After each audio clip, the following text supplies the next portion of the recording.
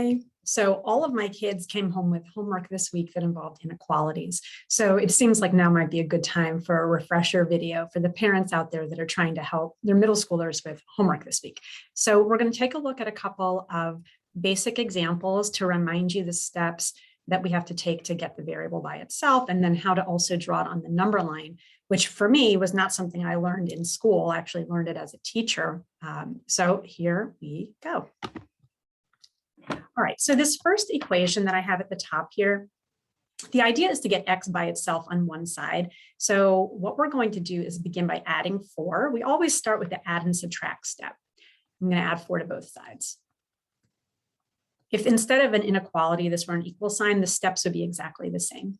3x is greater than 15, and then we solve that by dividing both sides by 3. So x is greater than 5.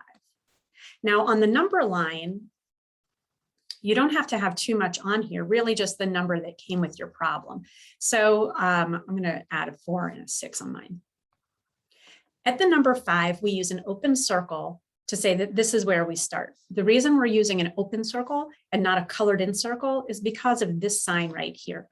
When that thing is underlined, like it will be in the second problem, we color the circle all the way in. Otherwise, it's an open circle. Now, what we do is we choose 4 or 6, whichever one makes our answer true. So is 6 greater than 5 or is 4 greater than 5? Well, since 6 is greater than 5, it works, and we color in the number line in that direction. Make sure that your student is doing a good job of shading in the number line. I've seen number lines colored in that look like this. Imagine this is both in pencil. I mean, that's like impossible to read. So encourage your student to get a little aggressive with the shading on that. All right, let's look at the second equation, inequality, sorry. So again, we always start with add and subtract. I'm going to begin by subtracting 2 on both sides. So I've got minus 5x is less than or equal to 15. And then I have to divide both sides by negative 5. Now, this is something that is important to talk about. Whenever you divide or multiply by a negative, so here I'm dividing by negative 5. Whenever you do that, you take this inequality symbol and flip it around the other direction. So the answer is going to be x is greater than or equal to negative 3.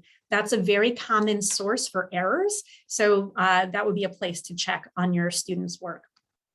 So here's my number line. Here's negative 3, something bigger, something smaller.